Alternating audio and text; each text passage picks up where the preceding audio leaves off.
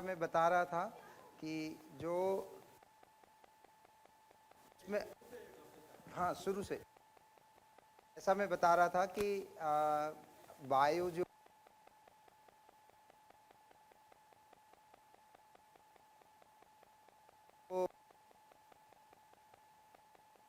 Point उसमें बहुत सारी और कार्बन 350 ppm के आसपास रहती है। अगर इस कंपोजिशन में नहीं चल अगर इस कंपोजिशन में थोड़ा सा भी बदलाव आता है तो उसका प्रभाव सबसे पहले ह्यूमन हेल्थ पे पड़ता है। आप देखिए कि तीन चीज़ें आपके सामने हैं कि आपको वायु कितनी आवश्यक है। ये देखिए कि अगर आप अपनी नाक बंद कर लें और वायु न लें तो कितने समय तक जीवित रह सकते हैं, not more than a minute और 2। तो वायु आपके लिए इतनी आवश्यक है। पानी पिए बिना आप 1 दिन रह सकते हैं, खाना खाए बिना आप 14 दिन रह सकते हैं, 10 दिन रह सकते हैं, नवरात्रों का तो व्रत ही रखते हैं। तो वायु जो है वो जीवन के लिए, इसीलिए इसको प्राण वायु कहते हैं। अब हम अगर देखें कि हम कितनी वायु एक दिन में लेते हैं, 22,000 लीटर। 22,000 लीटर एक दिन में हमें वायु की आवश्यकता होती है। और भोजन कितना लेते हैं, 700-800 ग्राम सुबह से शाम तक। पानी पीते हैं 3-4 लीटर। तो वायु में 22,000 लीटर अगर हम एयर ले रहे हैं, उसमें अगर थोड़े से कण भी ऐसे हैं जो नुकसानदायक हैं और अगर हमारे फेफड़ों में गए तो वो हमें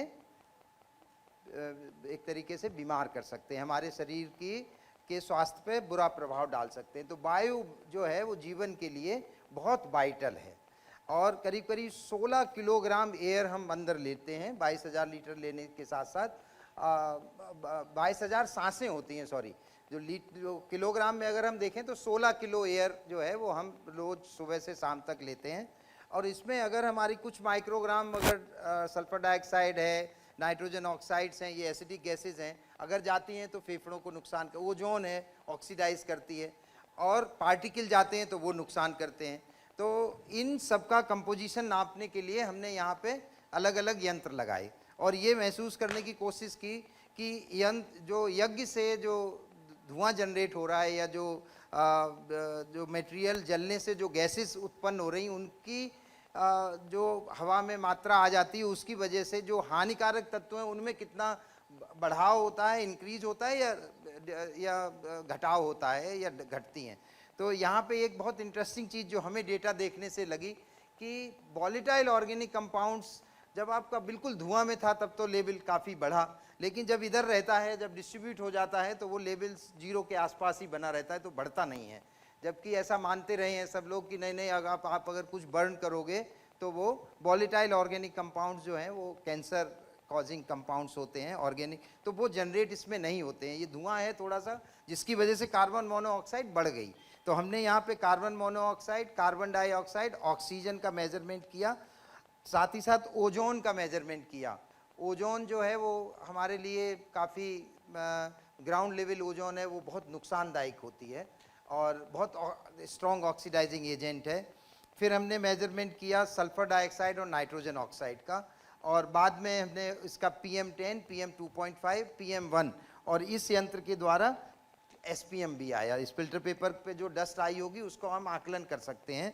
और हमने गैसेस के लिए ये 2 रिएजेंट रखे जिसमें जो गैसेस इसमें से निकल रही हैं वो उसमें सोल्यूशन में एब्जॉर्ब हो जाए, इनको एनालाइज करके हम कंसंट्रेशन निकाल सकते हैं। कोई भी चीज़ अगर हमें समझनी है तो हमें ये पता होना चाहिए कि क्वांटिटी कितनी है। हम ये कहें कि हाँ हवा में नाइट्रोजन है, ऑक्सीजन है, कार्बन डाइऑक्साइड है, हमने बताई क्वांटिटी। ऐसे ही इन पोल्यूटेंट्स की हमें क्वांटिटी मेजर करना बहुत आवश्यक है। और इस क्वांटिटी के लिए सेंट्रल पोल्यूशन कंट्रोल बोर्ड या गवर्नमेंट ऑफ इंडिया ने नॉर्म बनाए हैं कि अगर हम इससे ज़्यादा में एक्सपोज होते हैं तो हमारी स्वास्थ्य पे बुरा प्रभाव पड़ेगा। तो हमारा ऑब्जेक्टिव ये था कि उन लेवल से, यहाँ पे लेवल बहुत कम थे और यज्ञ से पहले तो वो बहुत 0 के आसपास थे, और जब यज्ञ शुरू हुई तो कुछ में इजाफा हुआ, जैसे कार्बन डाइऑक्साइड बढ़ी, कार्बन मोनोऑक्साइड बढ़ी, ऑक्सीजन का लेवल कुछ घटा फिर बढ़ा। तो और ऐसे इनमें सब 1-1 मिनट की हमने रिकॉर्डिंग कर ली। इनके हम प्रिंट आउट लेंगे और डेटा को कर्व के रूप में बना के देखेंगे किस में बदलाव आया किस में नहीं। और यहाँ पे जो हमने प्रयास किया वो किया आकलन करने की चेष्टा की। अभी जब आप अपनी रिसर्च के लिए काम करेंगे तो बहुत साइंटिफिकली प्लान करके 2-3 बार वही डेटा आपको जनरेट करना पड़ेगा। यहाँ यज्ञ की एयर को हम एक टेफ्लॉन का ब्लैडर होता है उसमें हम भर सकते हैं और उसकी एनालिसिस, ये टेफ्लॉन का ब्लैडर है, इसमें अगर हम एक छोटी सी पंप लगा के आधा घंटे में या 15 मिनट में इसको भर लेते हैं तो इस एयर को हम गैस क्रोमेटोग्राफ के ऊपर एनालिसिस करके इसके कौन कौन से अवयव हैं वो निकाल सकते हैं।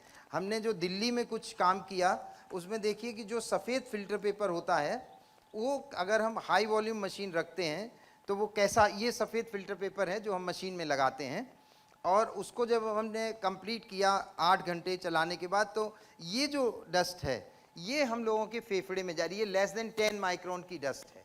और आप ये देखोगे, हम भी ये उम्मीद करते हैं कि इसमें से भी कुछ धुआं निकल रहा है, इसमें ये वो कण हैं जो अनवंट रह गए। अगर कार्बन पूरी जल जाएगी तो ब्राउन कलर की हो जाएगी और ये चूँकि वैसे पूरी जली नहीं और हवा में आ गई, अगर हम यज्ञ में या जो यज्ञ पैथी कर रहे हैं उसमें अगर हम अच्छे से देखें कि जो मटेरियल हम दे रहे हैं वो जल सके, इसीलिए जो यज्ञ में एक तरीका होता है लकड़ी लगाने का, तो वो उसमें होता है कि उसे जब हम टेम्परेचर बढ़े तो फ्रेश एयर जाती रहे और वो बर्न होता चला जाए।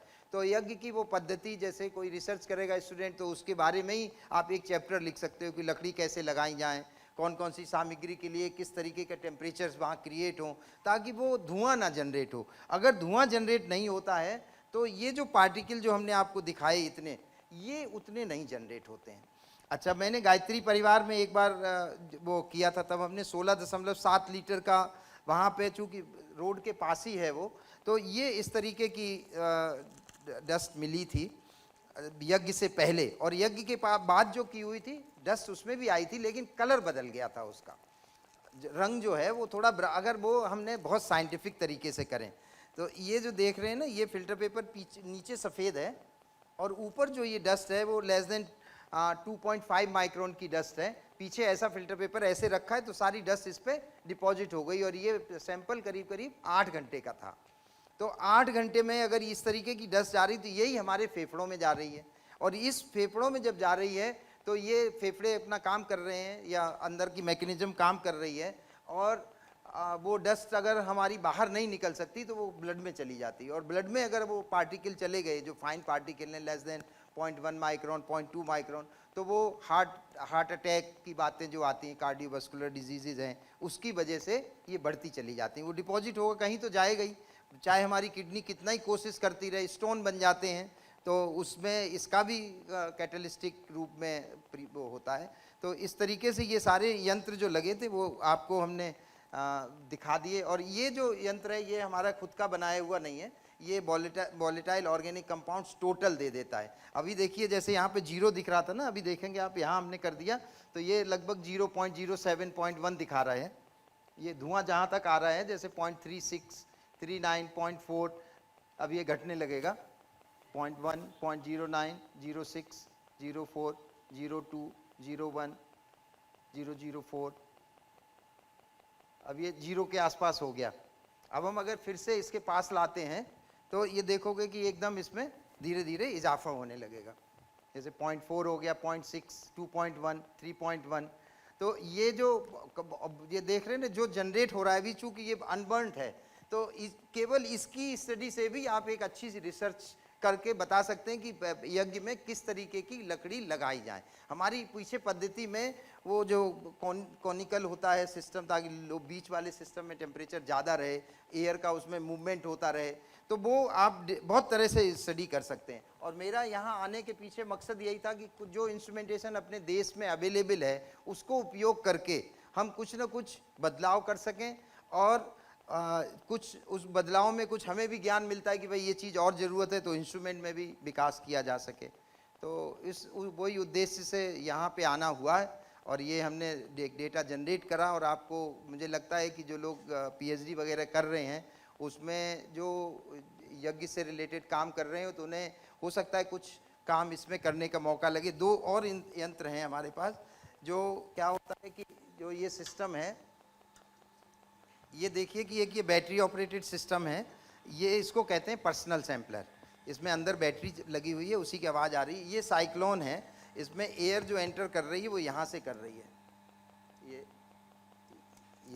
ये देखिए इसमें दिखाई दे रहा होगा, तो ये एयर यहाँ से जा रही है, it is getting a circular motion, तो कोर्स डस्ट इज रिमूव और फाइन डस्ट जो है वो यहाँ फिल्टर पे डिपॉजिट हो जाएगी और फिर ये सक्शन में चला जाएगा। ये नॉर्मली जब हम कोई जैसे आचार्य यज्ञ करते हैं तो वो कितने को एक्सपोज हुए, अगर वो थोड़ा समझें इसको और अपनी आकलन में क्वांटिफिकेशन करने के बारे में सोचें कि अगर हम कहें पोल्यूशन है तो कितना, और अगर यज्ञ किया तो फिर पोल्यूशन घटा तो कितना, तो उसे हम परसेंट में बता सकें। और फिर अगर कोई चीज़ बढ़ी यज्ञ से तो वो भी बता सकें कि यज्ञ करने से ये चीज़ बढ़ी।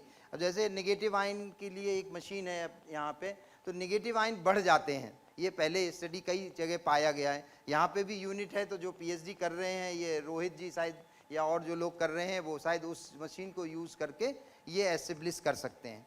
तो यही थोड़ा सा डेमोन्स्ट्रेशन का पोर्शन था। अभी थोड़ा सा थ्योरेटिकल एक लेक्चर है जिसमें जो हवा के में जो पोल्यूटेंट्स हैं उनका ह्यूमन हेल्थ पे क्या क्या प्रभाव होता है वो एक तरीके से हम वहाँ प्रेजेंट करेंगे। और आप लोगों ने ये देख लिया, इसका डेटा जो है वो मैं डॉक्टर बीके कटियार को भेज दूंगा, तो वो उनके पास कई शोध के छात्र हैं, तो उसमें कुछ शेयर कर सकते हैं। कोई चीज़ की और भी हेल्प चाहिए होगी तो हम लोग वहाँ से मदद कर सकते हैं। धन्यवाद। हाँ, इतना कीमती समय हमें दिया और यज्ञ के बारे में कम से कम जो मुझे पहले एक धारणा थी, मुझे लगता है जितने मेडिकल के स्टूडेंट हैं जो नहीं जानते उनको पहले एक धारणा थी कि यज्ञ धुआं हो गया, पोल्यूशन हो गया। लेकिन अब ये ऐसा लगता है कि यज्ञ से पोल्यूशन नहीं बल्कि पोल्यूशन दूर हो रहा है। ये बहुत बड़ी बात है और आप सब अपने जीवन में जहाँ भी मौका लगे, जहाँ घर पे कहीं भी यज्ञ को ज़रूर कराएं, क्योंकि ये साइंटिफिक प्रूफ है और ये सब इंस्ट्रूमेंट से इन्होंने दिखाया है। और अभी 1 से 2 बजे तक सभी स्टूडेंट कम से कम जो रजिस्टर्ड हैं वो यहीं रहेंगे। 1 बजे तक 1 से 2 आपका लंच रहेगा और 2 बजे के बाद में फर्स्ट ईयर की जो क्लास है उसी में सब को आना है, वहाँ पे लेक्चर होना है 2 से 5 बजे तक। ठीक है, कोई जाएगा नहीं। अभी जो पोस्ट यज्ञ मॉनिटरिंग है वो होनी है 1 बजे तक। धन्यवाद।